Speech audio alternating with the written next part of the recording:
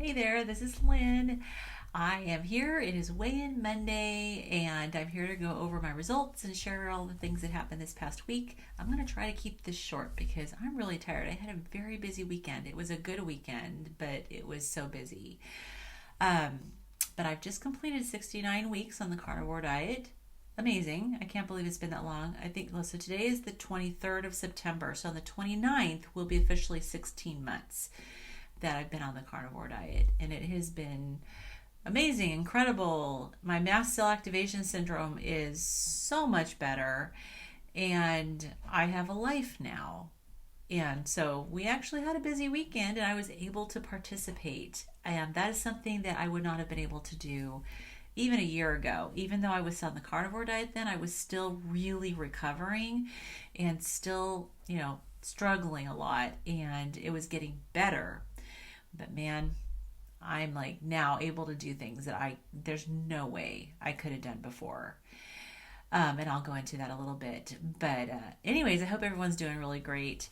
I did have a good week. I know last week I committed to take dairy out of my diet because my weight has been pretty plateaued. There's been little up and down blips, but basically it's been plateaued. And last week I did have a little bit of a drop, which I was encouraged, and that was after I think that was after stopping the dairy, and I continued that because I was down 1.2 pounds last week. Um, and I've also, like I said, lost 102 pounds, and I'm kind of wondering too, just kind of going over and thinking through these things myself, is my body just at a point right now where it just needs to hang out for a while? That's a possibility because 100 pounds of weight loss is really significant, and it's a lot to ask for one body to drop that much weight. And I know that our bodies need time to recover and sometimes just focus on other areas of healing that needs to take place. Now, last week when I checked in, I had talked about the meetup that I went to last weekend and how I had a dizzy spell during the walk. I was theorizing, and I'm still theorizing, but I have one more thing to possibly add to the list of possibilities, and that is a day or so afterwards, I ended up with a bladder infection. And so I'm kind of wondering if it might have been that I was coming down with this infection, which is a mast cell activator. It was an infection that actually plummeted my health to the point where I had to go on disability and I was totally disabled, had to retire from nursing. That was triggered by a serious infection. Then it was a skin abscess. It was a very serious skin abscess that tunneled all the way to my sternum and was not responding to treatment. So that was a little bit different, but not taking a bladder infection lightly. And I'm not 100% sure that it was an infection. I've been on some live streams over the week and brought it up, and there was some suggestion that possibly it was oxalate dumping. I'm learning as I go, and 16 months into it, I'm still learning. I always associated oxalate dumping with people who eat a ton of vegetables, and that was not me. Before I became a carnivore, I didn't eat much meat, but I also wasn't a huge fan of vegetables. I ate them, but the vast majority of my diet was garbage processed food and bread and pasta and tons and tons of grains. And on one of the live streams I was on, one of the people in the chat said, there's lots of oxalates in grains too. So, like, okay, possibly could be experiencing oxalate dumping potentially. And I know that with oxalate dumping, you can experience it 2, 3 years out. So hard to say. But I have to be completely honest and transparent. I did have a course of antibiotics that was specifically for a urinary tract infection in my medicine cabinet because I had previously, like several months ago, thought I might be getting one, and my doctor prescribed it. I went and filled the prescription, but then I was getting better, so I never took it. Um, I took it this time, and because I wasn't getting better. And so possibly it was oxalate dumping, but I don't know. The antibiotics did help. I'm feeling fine now. I'm not having any more issues. So hard to say. I didn't go and get a urine test. So I don't know. If I have not got, I did not get bladder infections. I'm stumbling over my words here because I'm really tired from the big weekend. But I hadn't gotten bladder infections my whole life. I think I was 15. I had one, and then I had never had any. And then since I've been a carnivore, I've had two. And again, this is one thing with nursing that it just bothers me. Just as a nurse, it bothers me that doctors will prescribe you a course of antibiotics based on symptoms alone when it comes to a bladder infection. I know that when I was still working, we would have options for patients to schedule, through our urgent care. We would have options for them to schedule a remote visit. And one of the things that the doctor would see them for remotely would be a suspected bladder infection. And the doctors would just prescribe a course of antibiotics based on symptoms. And unfortunately, there are other things that it could be. This happened to my daughter. She was given several courses of antibiotics over a period of a year or so for suspected urinary tract infections, bladder infections. And even then, she actually had a urine test. I didn't realize that the urine test really didn't say she had an infection, but the doctor gave her a course of antibiotics anyways. And it turns out that we finally got a doctor who really looked into all of the previous tests and said, look, I don't see any indication that she's been having bladder infections. I think she's got interstitial cystitis. And so antibiotics are overly prescribed. So I'm not the first to go running to take an antibiotic, but I gave it a week of, really just kind of waiting to see, or probably 4 or 5 days waiting to see. But it wasn't getting better. So I took the course of antibiotics. I am feeling better. So that's good. Didn't mess with my gut. This is an antibiotic I've taken in the past, and I tolerate it extremely well. So fortunately, that's good. I don't get any side effects from it at all. And I know that there's a lot of controversy within the carnivore and the ketogenic community, and a lot of discussion about to take medication versus to not take medication. And I definitely and view like chronic taking medication daily for a chronic condition versus taking it for an acute thing like an infection, different. Yes, I'm going to try to get rid of my infection without taking the medication, but there's some things you don't mess with, and a bladder infection is one of those. It can turn into urosepsis if you just let it go. So I'm very careful with infections, and I try to get rid of it on my own as best I can. And last resort is to take medication. And even though there are a large side effect profile listed with all the medications, it doesn't mean everyone's going to have the side effects. And so fortunately, I do fine with these. I hope I don't have to take them again. I hope I can, if this is oxalate dumping, then it'll resolve. I'm suspecting it wasn't, because I did get better with the antibiotics. Okay, enough said about that. But that goes back to the dizziness. I know I'm kind of rambling today. Like I said, I'm tired. I am rambling. The dizziness has improved as my urinary symptoms has improved. So kind of thinking maybe that might have been the culprit. Okay, so this past week, I've been continuing with avoiding dairy, and I had one exception. So Saturday, my daughter had planned for a very long time a surprise for my husband. It's an early birthday surprise because his birthday is not until the middle of October. But she had planned for months and months and months ahead of time to take us to a concert to see his favorite Christian artist from long back when, Stephen Curtis Chapman.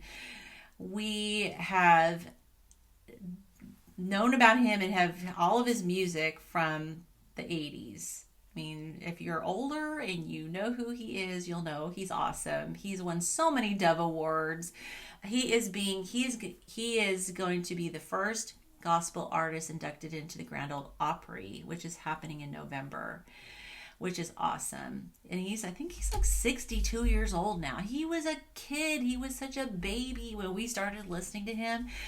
And we have great memories because we did go to a concert of his down in California in Sacramento back in the 90s. And we were in the middle of fertility treatments at the time. So we packed an ice chest because my husband was supposed to give me a shot. Oh, my phone's ringing. Sorry, Amy, if you're watching this, it's you. I'm going to have to call you back. And I just bumped my thing, so I'm going to have to send her to voicemail. Sorry.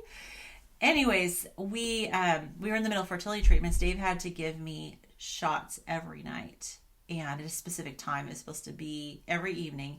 And we had this concert, the Stephen Curtis Chapman concert. So I called to the arena ahead of time. It was in a huge sports stadium. I called ahead of time, said, is there like a nurse's office or a first aid office? They said, yes, we have a nurse's office.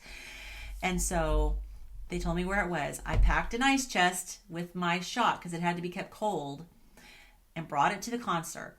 And during intermission, we had to go down to the nurse's office so he could give me the shot. And that was at a Stephen Curtis Chapman concert. So that was awesome. So this was a really nice acoustic. It was like, he's 62 now, right? So he's not touring with a huge band like he was before. It was so nice. And it was a little bit smaller venue. There was still hundreds of people that showed up. But the first thing we did was we went to Fogo de Chao, the Brazilian steakhouse. And so I did have their grilled cheese bite. And they like to pour honey over it, but I didn't have it with the honey, just the grilled cheese. And I'm not sure what kind of cheese it is, but man, is it good. So I did make an exception. One time during the week I had cheese. And then we went to the concert, and that alone with my mast cell disease is a huge accomplishment, because if you've been following me for a while, you'll know I've commented that even like Sundays going to church, earlier on, I couldn't even go into the church service while the music is playing because the vibration from the sound would stimulate my mast cells and I would get dizzy and feel like I was going to pass out. So to go to an actual concert is amazing. And I did go to a concert with my daughter a couple of months ago. I talked about that. That was my first test to see how I was going to do. And so this was the second concert. It was awesome. Another thing that was awesome about the concert was not having to worry if I was going to fit in the seats. A lot of these theaters are old, and I know that they were built for people who were a lot thinner than we are nowadays. And it was kind of sad because next to us, there was a woman who was sitting in an armless chair that they had brought for her. It was like handicap seating because she was morbidly obese. And she's probably about my age and a really very pretty, beautiful lady, beautiful face. And I can just tell she's just I was watching her, and you could just tell with people that they're just like, I could be a friend with her. She seemed like she was so engaged. She was there by herself at this concert, and she was so, like, I could tell she was so engaged in the concert, and it was really like sad. I was identifying a lot with her because that would have been me before. She's actually less obese. At least when I look at her, I see her as being a lot smaller than I was at my heaviest, but she was still way too big to fit in the seats.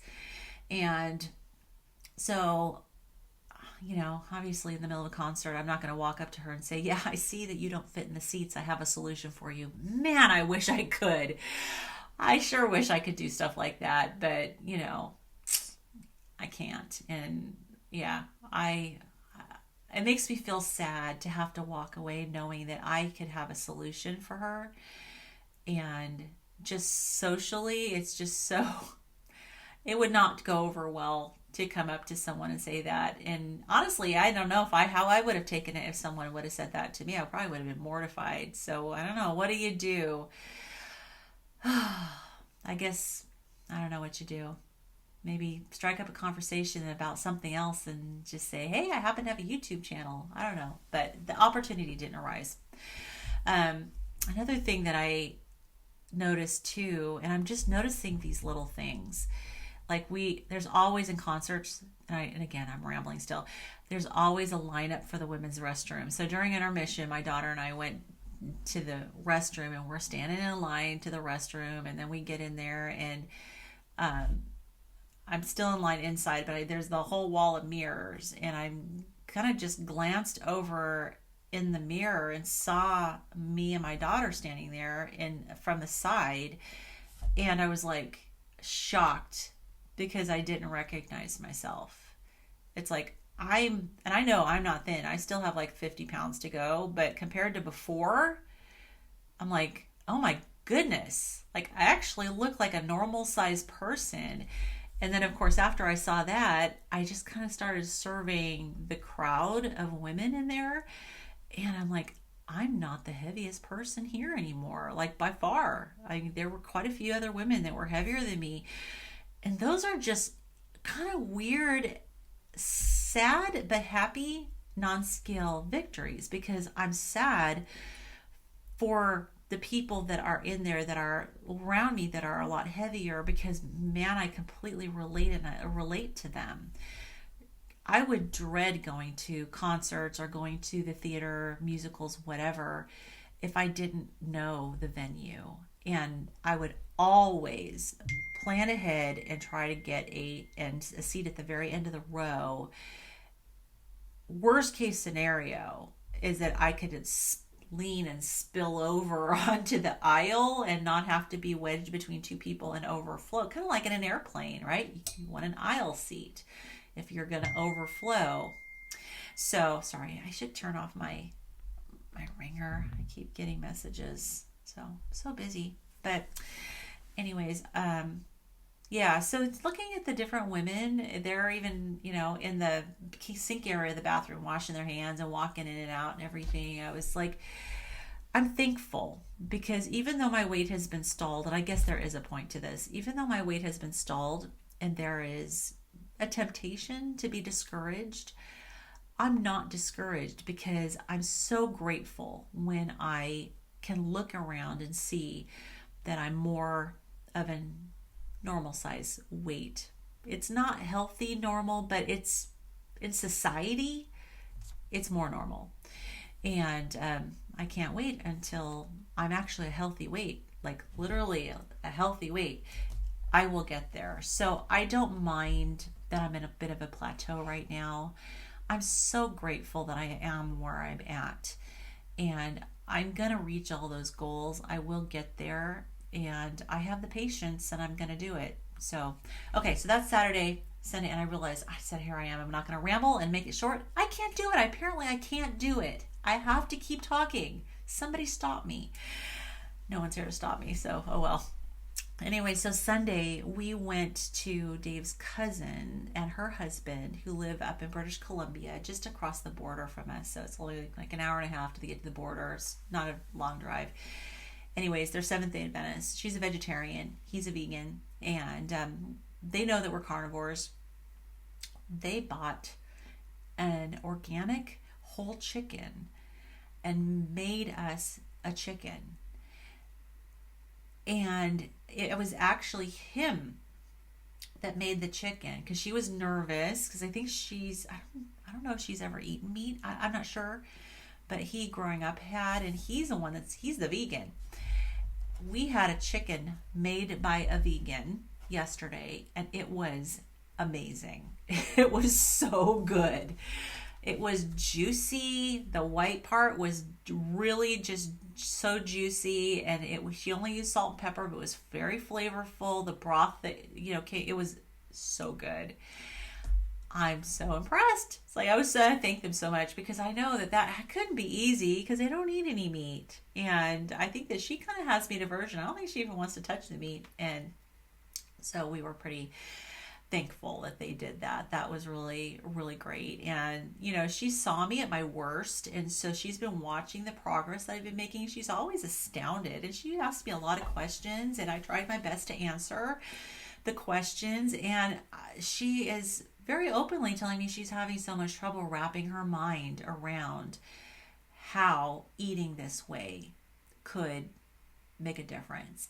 And then she told me, well, I can see that it does something in the long run, but it's not healthy to be this way long term. So what did I do? I introduced her to 83-year-old Maggie, and she was blown away, unbelievably blown away by Maggie. And I said, she has been a carnivore for over 65 years, and look at her. It is completely sustainable long term. Not only sustainable, it is healthy. And I told her, Maggie, she's amazing. Look at her muscles. Look at her mobility. She's not on medications. She's youthful. Yeah, pretty blown away. And then she was asking me about skin, because obviously my rosacea it's like, I don't even really have it anymore. And I showed her my before picture, because I don't know if she's seen it before, and she was just going, oh my goodness. So she was asking me, could it help other skin conditions? And so I showed her a quick little 1-minute video clip of Bradley Marshall, who I'd interviewed on my channel. He had incredibly horrible eczema, and he almost died because the medications for his eczema, the corticosteroids, stopped working, and he got sepsis and was in the hospital, and he almost died. Okay, let's try this again. My screen froze, but I'll put a link to that little video if you're not familiar with Bradley. I think we're going to be interviewing him for for the Healing Humanity documentary. His story is pretty incredible, and the healing that he made. So she actually asked me to send her the video after she watched it. She just said that my mind can't comprehend this. So anyways, I wasn't there to preach carnivore to her, and I care too much about our family relationships to try to put any pressure whatsoever. I think that just my progress and how I answer her questions by showing her different people, it's just kind of blowing her mind. And, I don't think that she's going to become a carnivore, but I was able to share with her that even like grains are very inflammatory. And she said she didn't know that. And I did share with her a little bit about anti-nutrients in vegetables. And she knows that seed oils are bad. So that's good. Although they have margarine in their house. So I don't know, maybe for flavor wise, they still do some margarine. I don't know. But anyways, that was my weekend. I had a really busy weekend, and that much travel I would not have been able to do, because we were traveling in like an hour and a half in one direction for the concert, an hour and a half in the other direction for visiting, and all of the social interaction. That was a lot for me. And then she has a huge vibration plate that has like the handles. I'll put a picture. I did not get anybody videotaping me on it, but I went on it. And I could only do about 5 minutes, because when you're not used to it, it's pretty intense. I started to get dizzy, so I had to get off of it. But I was able to go on her vibration plate, which she uses all the time. So she understands. She's very much into health, understands the lymphatic system and circulation and all that. Okay, all right. I've rambled on enough. Had a good week. Feeling better, not as dizzy, still getting a little bit, but not as dizzy. So that's good. If it is oxalates, then that may account for the dizziness. We'll see. I'm going to see what happens. Okay, so today, on to my results. I did have a very small drop in weight. I weighed in this morning at 236.8, so that is 0.6, it's a little over half a pound down, which is fine. My fat-free body weight stayed the same. Didn't go up or down. My fat-free body weight has been at 125 pounds for so long. Like, wow. It just doesn't want to budge from there. So my body composition is hanging out along with the fat loss. It's just everything's kind of hanging out in one spot, which I'm curious about because I'm eating the same. So possibility, maybe there's other things that the nutrition is working on right now with me. We will find out. Hopefully I'll get over this hump and things will progress. But I'm okay. Let's see. So my BMI just bumped a little bit, but down below 36. I still have a long ways to go with BMI. My visceral fat is back to 17. It's been bumping up and down, up and down, up and down between 17 and 18. So it's back down to 17. I hope it'll stay there and continue to go down further, because I'm so tired of that 18 number. Absolutely.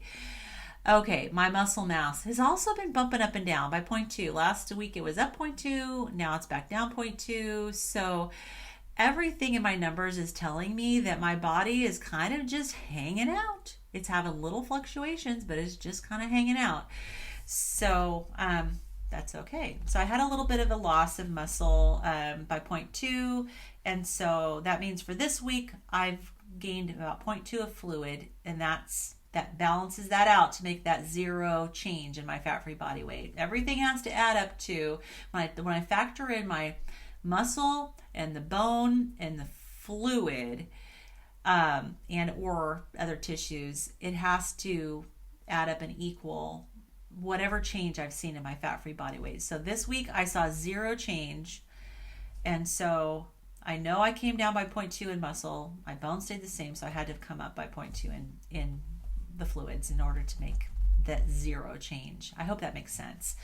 If not, I have a video, and I'll post it to go look and see how I do my calculations. Hopefully that makes a lot more sense than what I'm saying now. But overall, since the beginning, I have lost 102.8 pounds. On the scale, my good tissue has gone up by 26.8 pounds. And so therefore my fat loss is 129.6 pounds. I just can't get to the 130 pound point. It just isn't happening. That's all right. I'm just so happy I'm not gaining it back. So that's good. My other, overall metrics for muscle bone haven't changed since last week. Well, no, but they changed a little bit. I went down in bone by 0.2, but it's all good. Anyways, that is it for my metrics for this week. And again, like I said, I always start out saying I'm not going to talk very much, and then I ramble on and on. And I hope everyone's doing really well. I know I'm so far behind in responding to comments. I never thought I would get this far behind. It just goes to show that I'm busy, and I'm also a little tired. I've been fighting an infection. And I also have been crazy into a crochet project. And maybe I'll put a picture. I'm crocheting. I asked my daughter if she'd like me to crochet her a poncho. And I've never done a poncho before. And I know they're outdated, but some people still wear them. But I got this hand dyed yarn, and it might have been hand spun yarn, when Dave and I went on our anniversary trip. And I went to a yarn shop. I love going to local yarn shops and getting locally made yarn. So I got this, and she wanted it in green. So I got this green yarn. And so I have been making her a poncho.